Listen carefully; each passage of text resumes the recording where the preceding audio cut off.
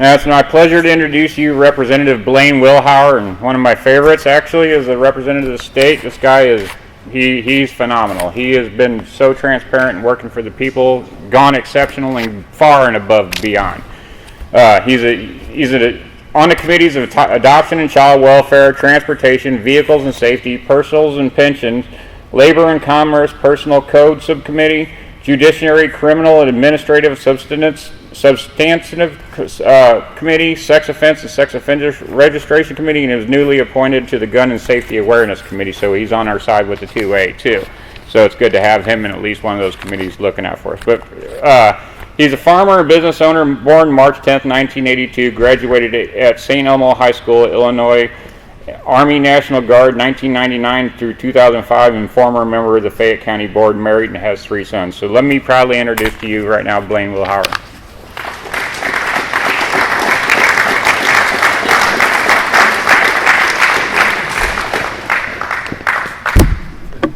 Can I set this aside?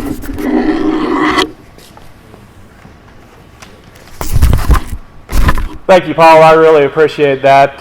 Like he said, I'm a first-term state representative. I represent from the Effingham to Centralia area, and you guys are really lucky to have Paul Durr over here. I've gotten to know this guy a little bit. Really like him. He's really engaged in the issues, and what I really appreciate, not only does he advocate for New Illinois and separation and all that, but he's very intentional about putting meat on the bones on a lot of this stuff, a lot of the policies that we need to enact moving forward to kind of right this train. So I really appreciate that. Appreciate the opportunity from Gina here. I'm not sure if I appreciate Halbrook skipping out of here though. I'm just kidding. Brad's a great guy, and we're happy to support him. I have a question for you guys. Are you guys all crazy? I've heard that you're crazy. That's what you always hear up here. That you're radical, you're fringe, you're unrealistic. Do you actually believe that you can survive without the city of Chicago as a state? They don't believe that. But like Brad said earlier, we're having a hard time surviving with Chicago right now. So, that's the kind of things we need to be looking at moving forward. That's what these, high and mighty political prognosticators, and, you'll see a lot of these on the blogs, especially these keyboard warriors are probably in their mom's basement. That's what they think about you guys, that you're radical, that you're fringe. That's what they think about us. That's what the established political class in Springfield, Dan, Chris, me and Brad, we can attest to that. That's what they think of us, But I think that we've decided that we don't really care, and neither should you. You shouldn't care either, because I think that I can probably speak for all of us when we can say that we're kind of tired of the so-called elites, the enlightened ones, the ones that have basically made policies that have driven the state into the ground, telling us how we need to think and how we need to act. We hear a lot in Springfield, and we get this a lot from our leadership, that we just need to be measured in our commentary. We need to be measured in our actions. We should go along a little bit, get along. And maybe Madigan and his cronies, maybe they'll feed us some crumbs at the end of the day. That's the way that things operate up there with the current political class that we've got right now, and I don't go for that. And I don't think these guys have Madigan's second-hand man. Yeah. Yep, absolutely. We just don't go for that. We didn't go to Springfield. I certainly didn't go to Springfield to be part of the system. I campaigned very vigorously on a reform agenda to turn Illinois around. We went to Springfield to kind of turn it upside down, because it's corrupt, it's broken, and what makes me more mad than anything is this crushing working class people in our part of the state. The lack of opportunity that comes along with the bad policies that they push down from Chicago has destroyed the working class as we knew it when I was growing up. Our manufacturing is gone by and large. The war on coal has driven away many, many jobs in our part of the states. And these are breadwinning jobs. These are head of household jobs. That's why we need change. The liberal elites, they can't. I think it's clear all across the country that they can't really stand working class folks. For various reasons. We have values, we have traditions, and they don't respect them, they don't understand them. They resent us ultimately because we love God, we love the guns, we love our Bible, and we love and we support the Constitution of the United States of America, and we're not afraid to show it.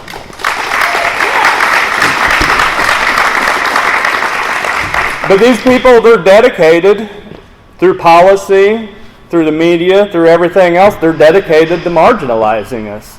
You familiar with AOC, or AOC, as Mark Levin calls her? We've got a bunch of wannabe AOCs in Springfield as well, and it's that's the folks in the suburbs.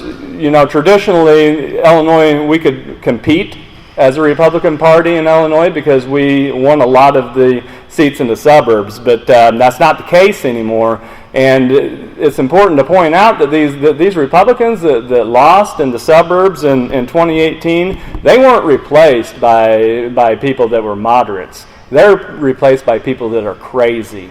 They're both on fiscal policy, on moral policy, and especially on energy policy, and that has a tremendous effect on us down here. AOC posted this video last year, and it went something like this. She was driving through the kind of the rural parts of America, and she said, like, coming to you live here from the Electoral College, like many votes, as you can see, very efficient way to choose the leadership of the country. I mean, I can't think of a better way, can you? Just a full-on assault on the Electoral College, which is part of our Constitution and is part of what gives us a voice, in rural America. And I hear that stuff, and I just think, what a spoiled, condescending brat. I mean, this person's never done anything in their life, and they're trying to marginalize us, and they've got credibility with people.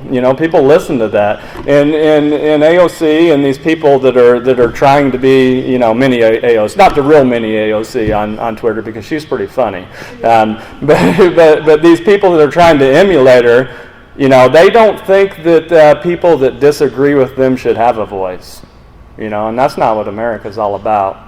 They want to silence rural traditional perspectives, and that goes on to Illinois too. You wonder where this movement comes from. The disconnect between the rural voters in America and the major metropolitan area voters like Chicago and like downstate. It's real. It's prevalent. It's here. In Illinois, I don't have to tell you about it. The city of Chicago gives the Democrat Party supermajorities in the House and the Senate, and these Chicago-centric legislators, they just don't have any interest in considering the point of view of voters from the rural part of the state. And the unfortunate thing is they don't have to, and they wonder where the resentment comes from. We're forced to live with policies that we vehemently could not disagree with more. Policy like the late-term abortions that they pushed this last year is radical. It's crazy. The requirements for LGBTQ, requirements in school. $15 an hour minimum wage, which has a tremendous negative effect on our economy down here. And that's the problem. A lot of the stuff, they can survive in spite of bad policy to a certain extent. They're a world city, they're an international city. We can't survive in spite of bad policy down here. We have a much less margin of error. And this separation movement, it's sprung to life because basically regular citizens are tired of having these far left policies forced on them. I respect that. I really do. You know, I mean, me and Brad kind of have different perspectives on how we come about this and how we message this separation movement. But I respect that. There's a reason that it's here, and it's an important thing that we're doing here. You know, because we're frustrated with a government that doesn't listen. You know, and like I said before, they don't listen because they don't have to, and that's not a good place to be. You know, they don't, and it's important to note also, they don't have to. One of the big reasons that they don't have to, and it's something that I think we can do something about, is the Republican Party has not done a very good job of making them, you know, checking their power, holding them accountable. I always say we live in a state that's naturally inclined to vote for Democrats. And it's even a liberal state. You know, but there's a difference between having a state that's naturally inclined to vote for Democrats, having a state that's liberal, and having a state that's like full-on San Francisco. You know, I don't believe that Illinois is San Francisco. I just don't. You know, this is the heartland. We still have values here. You know, even some of these people in Chicago, they have values. What you're seeing is basically a party that's gone out of control because Republican Party hasn't give anybody a compelling reason for them to vote for anything else. You know, so I think that's another thing that I'm passionate about, and you know, along with pushing this movement, we can't just sit back and not be advocating for good reform policy in addition to this. You know, and you know, everybody that looks at Illinois, you know, Democrat, Republican, Libertarian, Socialist, it don't matter. They can see that it's screwed up. They see the structural imbalances. You know, they see the spectrum completely swung to one side. But here's the thing, and this is a frustrating thing with my party, and we're going to do something about it. Taxpayers, regular citizens in Illinois, they need to know what to expect if they put us in power. You know, we got to lay out that vision. And this is something that we've been working on for a while here. We need a contract with Illinois. You know, that worked pretty good nationally in 1994. We need to lay down some markers. The reform starts here. You know, the Illinois comeback starts right here. It's time. You know, here's a few ideas. Let's enact a taxpayer bill of rights that requires voter approval of tax increases. You know, let's cap government growth at the consumer price index plus population. That forces government to start living within its means. That's what we need to start doing. You know, let's cap property taxes at 1%. That's what they do in Indiana. Let's perform deep adversarial forensic audits on all state spending. I mean, that's absolutely, you know, transparency and turning this thing around. They completely go hand in hand. But ultimately, we've got to, you know, our imbalances, they crowd out priorities. You know, what we need to start talking about is crowding out waste. You know, if we start pushing some of these caps, you know, the caps are extremely important because we don't want to be in Springfield forever, you know, fighting this stuff. We want to put policies in place that put checks on political power moving forward. If we put caps on spending that ties spending to the growth rate of government, then you're in a situation where government can't outspend its ability to pay. You know, and that kind of runs on autopilot from there on forward. So that kind of stuff's important. Let's push through a Working Class Jobs and Opportunities Act that tailors regulatory policies to benefit working class wages and opportunities instead of constantly catering our policies to the trial lawyers and the special interests. You know, let's bring good working class jobs back to Southern Illinois. And we've talked about it a lot, and this is an issue that I'm passionate about. I volunteered to be on the pensions committee in Springfield. I think I volunteered to be on every committee that would get a guy like me in trouble in Springfield. But that's what I went there for, though. You know, let's tame this crushing pension beast. You know, but let's do it by protecting working class pensions and capping the pension payouts at $132,000. That's the max contribution for Social Security. There's too many people in this system gaming it. If we cap it at $132,000, that protects all working class pensions. That protects most of your rank and file teachers, your prison workers, your police, your fire. But it gets these people that are double, triple, quadruple dipping. You know, they hit that threshold and they're done. Anybody making that kind of money where they can have a pension that's that big has a personal responsibility to be doing some of their own investing beyond that. But, you know, we talk about this cap on property taxes and all that other stuff. People need to know that you can't significantly lower property taxes unless you're going to deal with pensions and you're going to deal with serious reduction of government. Don't come to me crying about your property taxes if you're not going to put those issues on the table. So we need to put some real things on the table. I've got a 4-point plan that me and Alan Skillicorn, another great representative from up north, are pushing that will save our pension system and will respect taxpayers. And I'd be happy to take questions about it later too. And the fourth thing, you know, it's so important, and we've pushed this hard. We're in Springfield. We're asking for a special session to deal with this corruption. You know, we can't move forward with any credibility until we put some safeguards in place to restore credibility to the state government in Illinois. And let's put the public servant back in public service. You know, what happened to that? You know, let's root out the corruption. There are tangible things that should be bipartisan that we could do. You know, strong economic interest disclosures. They shine a light on these people that are using public office for personal profit. That's not hard. You know, make the economic disclosures, put it out there so we can see who's giving these folks money. Big changes don't happen in Springfield primarily because of the pay-to-play attitude that goes on there. Big money special interest gives money to the politician maintains the status quo or makes it worse. That happens all the time up here. That's why the economic disclosures are so important. You know, a strong, independent watchdog in the legislature. Right now we've got a legislative inspector general who has no power to subpoena, can't start an investigation without asking the very legislative body that they're investigating for permission, you know, and they can't publish reports without the legislative body that they're investigating putting it out. That's crazy.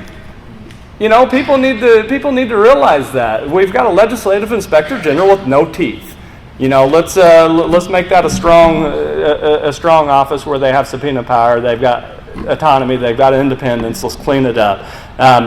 Term limits, fair maps. Let's end legislator pensions. You know, if you want to put the public servant back in public service, we need to end legislative pensions. If we're going to make changes to everybody else's pension, we need to lead by example ourselves first.